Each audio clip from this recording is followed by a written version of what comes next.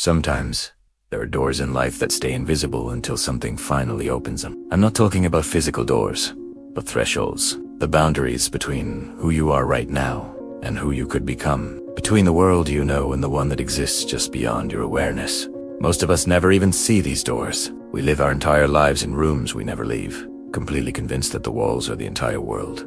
But every now and then, something slips through. A key you didn't know you needed. A force so subtle you almost miss it. And suddenly a door you never saw is standing wide open. This is the story of a man who walked through one. He didn't even know he was doing it.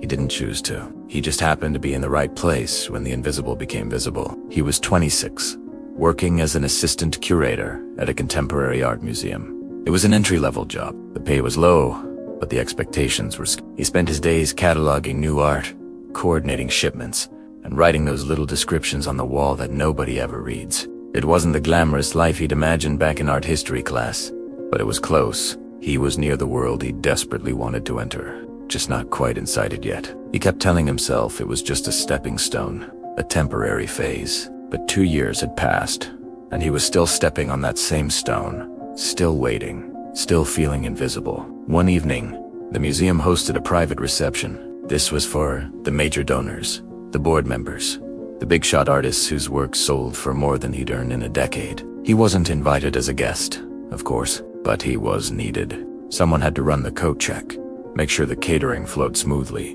and handle all the invisible logistics that make fancy events look so effortless. So, he put on his best Sutanavia 1, off the rack, but tailored to fit perfectly. And he worked, quietly, efficiently, making himself useful while trying his best to remain unseen. The gallery was buzzing, the clinking of champagne glasses, laughter, conversations he could only dream of joining. He moved along the edges of the room, checking on details, making sure everything was running like clockwork. And that's when he saw her. She wasn't a guest, she was one of the artists. Her work was being featured in the contemporary wing. Huge photographs of urban landscapes, completely empty of people, abandoned buildings, empty streets, spaces that felt like they held the memory of life, but now only showed its absence.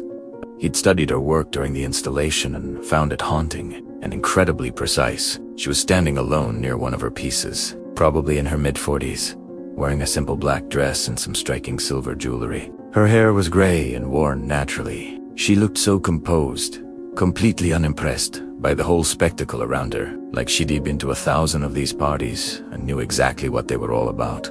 He didn't dare approach her. It wasn't his place. He was staff. She was the star of the exhibition. But as he passed behind her, heading towards the catering station, something reached him. A scent.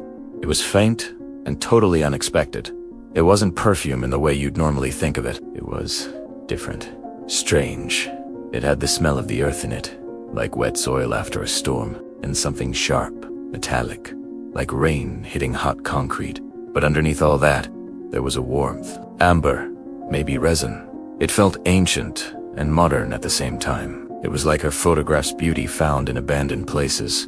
He stopped for just a second. He turned slightly. She didn't notice him at all. She was just looking at her own work with an expression he couldn't quite figure out. But the scent lingered in the air around her. And for reasons he couldn't explain, it made him feel something. It wasn't attraction, not exactly. It was more like awareness.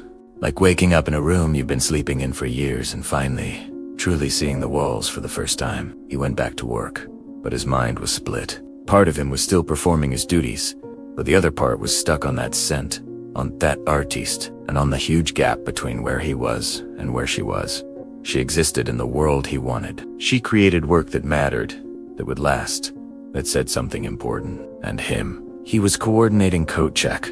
It wasn't that he felt less than her. It was that he felt absent, like he was just playing a background role in someone else's story instead of actually living his own. When the reception ended and the gallery emptied, he stayed late to help clean up. The curator he reported to thanked him, said he'd done a great job, and told him there would be more events, more opportunities for him to help. He just nodded and said thank you. But inside, something had cracked. That word, opportunity, tasted wrong. This wasn't an opportunity. This was maintenance. This was staying exactly where he was and calling it progress. He went home to his tiny apartment but couldn't sleep. He just lay there, staring at the ceiling, thinking about the artist, her work, her commanding presence, and that strange, unforgettable scent. And then he realized something. She didn't ask for permission. She didn't wait for opportunities to be handed to her. She just made it work and put it out into the world. She demanded space for it, and people responded, not because she was loud or flashy, but because she was certain. She knew what she wanted to say, and she just said it. No apologies, no hesitation. And that certainty, it had a scent, earthy, sharp, unapologetic. The next morning, he called in sick.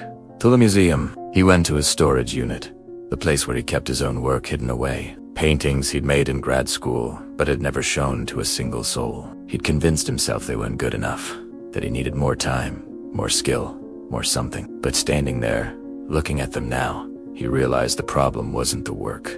The problem was him, his fear, his constant need for permission, his belief that he had to earn the right to be seen. He picked out 5 paintings, the ones that felt the most honest and raw, and he started researching small galleries, alternative art spaces, anywhere that might show work from an emerging artist.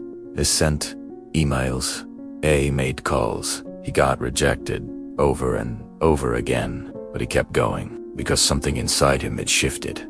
That scent, that moment, had opened something. Not a door he could see, but a possibility he could no longer ignore.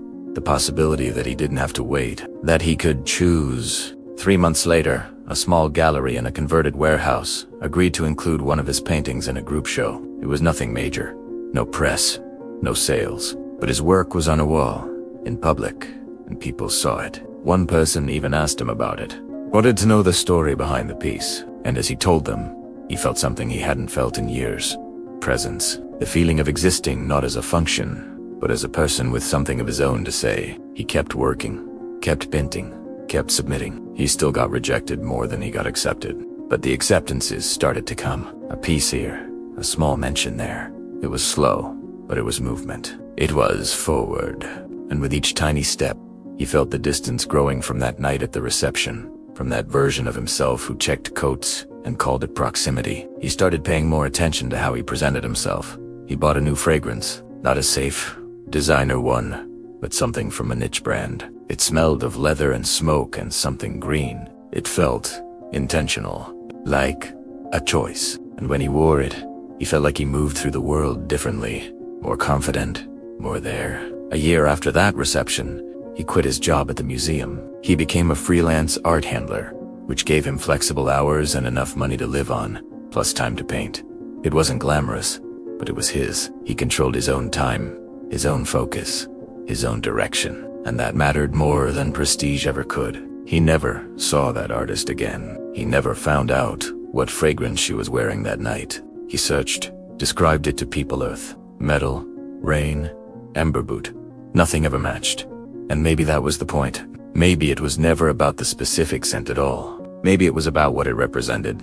Permission. Not permission granted by her, but permission he finally took for himself. The permission to stop waiting, to stop seeking approval, and to just make the work and put it out there. 2 years later, he had his first solo show.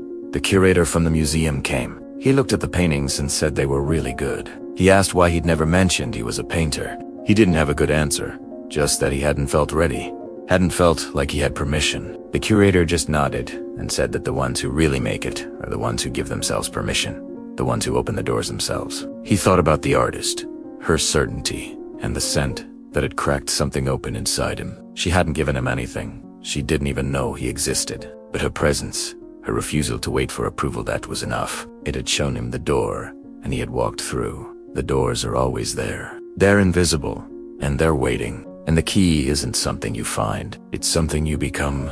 Certain, present, unapologetic. Like a scent that doesn't ask for permission, but just enters a room and changes the air. The doors are open. You just have to choose to walk through. Thanks for watching. If this story resonated with you, hit that subscribe button for more content like this.